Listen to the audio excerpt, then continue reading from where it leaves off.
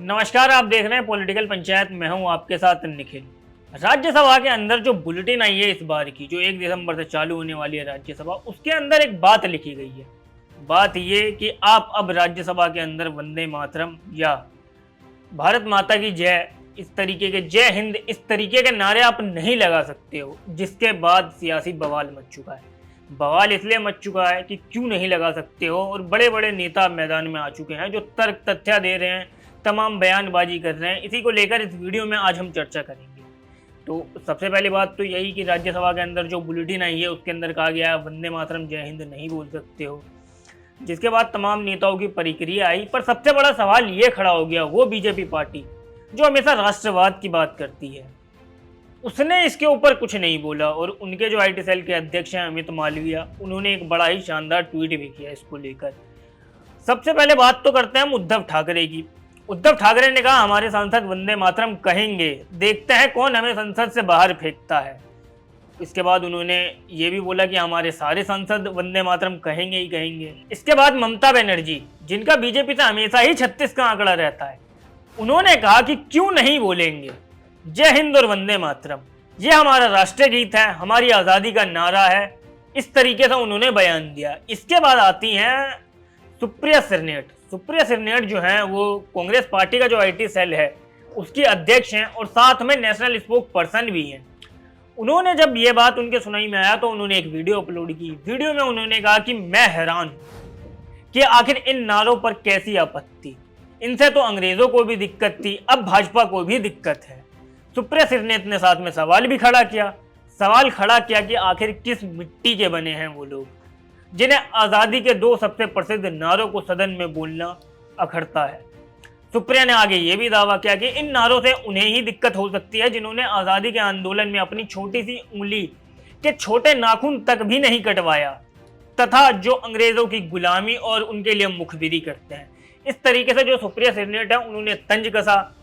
उन्होंने ये बोला कि जिन्होंने मतलब ये बात कही है, जो ऐसी बातें कर रहे हैं, वो अंग्रेजों के मुखबिर हुआ करते थे, गुलाम हुआ करते थे। इसके बाद जो अब भाजपा का आईटी सेल है वो मैदान में आया। उनके जो अध्यक्ष हैं अमित मालविया, उन्होंने एक लंबा चौड़ा ट्वीट मतलब अपलोड किया, साथ में उसके ऊपर कैप्शन भी लिखा। इसके अलावा उन्होंने 2 पेजेस भी डाले, अपलोड किए। पर उन पेजेस को अगर आप देखें तो उनको थोड़ी थोड़ी चीज़ें आपको समझ में आएंगी, पर साफ तौर पर सारी चीज़ें समझ में नहीं आएंगी। इसलिए उन्होंने जो ट्वीट डाला वो हम आपको हिंदी में ट्रांसलेट करके बताते हैं। उन्होंने लिखा कि कांग्रेस पार्टी और ममता बनर्जी वंदे मातरम के लिए अचानक जो इतना प्यार उमड़ के आया है वो काफी मजेदार होता अगर इतना साफ तौर पर, एक तरीके से उन्होंने आलोचना की, साफ तौर पर उन्होंने ये बोला कि दिखावा कर रहे हैं एक तरीके से, आप ये समझ लीजिए। आगे उन्होंने कहा ये वही कांग्रेस है जिसने 1935 में सांप्रदायिक हितों को खुश करने के लिए राष्ट्रीय गीत को छोटा कर दिया, और ममता बनर्जी जो मुख्यमंत्री हैं और अपने मुस्लिम वोट बैंक को नाराज करने के डर से वंदे मातरम या भारत माता की जय बोलने की हिम्मत नहीं करती। अब कैमरे के सामने गुस्सा भी दिखा रही हैं। आगे जो अमित मालविया वो लिखते हैं कि दशकों से संसद के अंदर शिष्टाचार के पुराने गैर राजनीतिक नियमों का पालन किया गया है, जिन्हें किसी सरकार ने नहीं बल्कि खुद संविधान सभा, लोकसभा और राज्यसभा के पीठासीन ने अधिकारियों ने बनाया है। इस तरीके से उन्होंने बात कही। आगे उन्होंने लिखा है कि पार्लियामेंट्री बुलेटिन रूटीन जो होते हैं वो पॉलिटिकल नहीं होते हैं। हर सेशन से पहले राज्यसभा का जो सेक्रेटरी होता है पार्लियामेंट्री बुलेटिन जो पार्ट होता है वो इसे जारी करता है, जिसमें जो सदस्य होते हैं वो पार्लियामेंट के रीति रिवाज और तरीकों के बारे में बताया जाता है, जो दशकों से हर सेशन में किया जाता है। इसमें गाइडेंस भी शामिल है कि सदन के अंदर क्या सही है क्या नहीं। आगे अमित मालविया लिखते हैं कि ये जो परंपरा की संविधान है, और जो उन्होंने तस्वीर अपलोड की थी उसको लेकर लिखते हैं कि उसमें आप तारीख भी देख सकते हैं 15 मार्च 1948। उसमें मतलब जो संसद की, जब संसद चली थी उसके अंदर जो बातचीत हुई थी उसका उल्लेख किया गया है, जो हम आपको ट्रांसलेट करके बता रहे हैं, जो अमित मालविया ने लिखा है। जब किसी सदस्य ने बार बार थैंक यू कहा तो जो संविधान सभा के स्पीकर थे उन्होंने बीच में दखल दिया, और उन्होंने जो उनका एक तरीके से फैसला था, उन्होंने कहा कि कोई थैंक यू नहीं, कोई यूं नहीं, मतलब कोई जय हिंद नहीं और कोई वंदे मातरम नहीं, ऐसा कुछ नहीं। ये मतलब 1948 में ऐसा पीठासीन ने कहा था, जिसको अमित मालविया ने कोट किया। यह फैसला पार्लियामेंट्री एटिकेट का हिस्सा बन गया, जिसके बाद से ये पालन किया जाने लगा। अगर हम तीसरी बात करें तो लोकसभा में जब 1962 में यही नियम फिर से दोहराया गया, जब चीनी हमले पर बहस के दौरान एक सदस्य के अंदर भारत माता की जय चिल्लाया तो स्पीकर ने उसे ठीक किया, जहां और ये भी कहा कि यह कोई पब्लिक रैली नहीं है, पार्लियामेंट्री के अंदर जो नारे लगाए जाते हैं सदस्य उसके लिए ऐसे तुरंत माफी मांगे। यह सिद्धांत कॉल एंड शकधर में लिखे हुए हैं, जो पार्लियामेंट्री प्रोसीजर पर आधारित किताब है। इस तरीके से अमित मालवीय ने बात लिखी।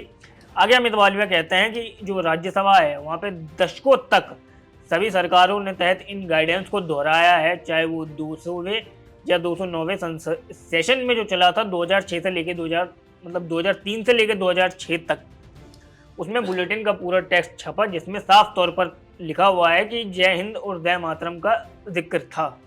पर 2007 से लेकर 2021 तक एक छोटा वर्जन आया जिसमें लिखा था कि ऐसा कोई नारा नहीं है। 2021 से ओरिजिनल जो पूरा टेक्स्ट था उसे वापस ला दिया गया। आगे अमित मालवीय लिखते हैं, जो मौजूदा विंटर सेशन के लिए सेक्रेटरी ने बस वही दशकों पुरानी एडवाइजरी को दोहराई है।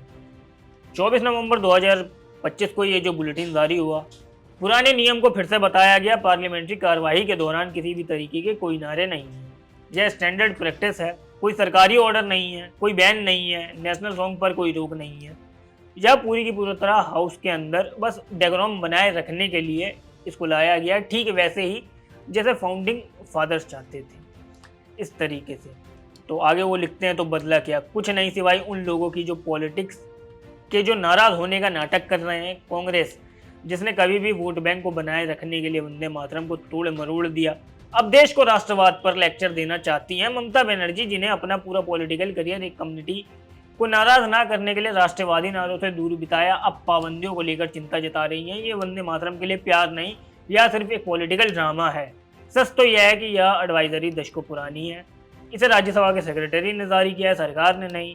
या थैंक यू या जय हिंद वंदे मातरम या किसी भी नारे के बराबर लागू होता है सिर्फ हाउस के अंदर। इससे देशभक्ति से कोई लेना देना नहीं है, और इसका जब कुछ पार्लियामेंट्री डेकोरम से लेना देना है तो इससे पहले कि कांग्रेस और ममता बनर्जी अपना अगला कुछ बनाए हुआ गुस्सा हुआ मुंह बनाए, उन्हें एक आसान सवाल का जवाब देना चाहिए। उन्होंने दशकों तक वंदे मातरम को क्यों रिजेक्ट किया जब तक पॉलिटिकल्स ने उन्हें और दिखने के लिए मजबूर नहीं कर दिया। इस तरीके से अमित मालवीय ने सारे सवालों के जवाब दिए, जितने सवाल उनके ऊपर खड़े किए थे। उन्होंने तथ्यों के साथ, तर्कों के साथ ममता बनर्जी और उनके ऊपर ही तमाम आरोपों के पलटवार कर दिए। अब जो राज्यसभा है वो 1 दिसंबर से चालू होने वाली है। जय हिंद और वंदे मातरम को लेकर देश के अंदर विवाद छिड़ गया है। अगर हम विवाद की अब बात करें तो बड़े बड़े नेताओं की तो अब ट्वीट्स आ रहे हैं, वो लोग विरोध कर रहे हैं, विपक्ष विरोध कर रहा है। भाजपा पार्टी जो हमेशा राष्ट्रवाद के लिए जानी जाती थी, उनकी लगातार आलोचना हो रही है, पर आलोचना के बीच में अमित मालवीय ने साफ तौर पर सारे के सारे जवाब दे दिए हैं।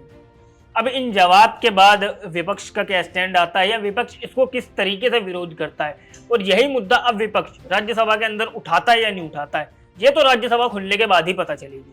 अब इस खबर पर आपकी क्या राय है, हमें कमेंट बॉक्स में जरूर बताएं। अगर वीडियो पसंद आया तो वीडियो को लाइक करें, शेयर करें और पॉलिटिकल पंचायत को सब्सक्राइब करना ना भूलें।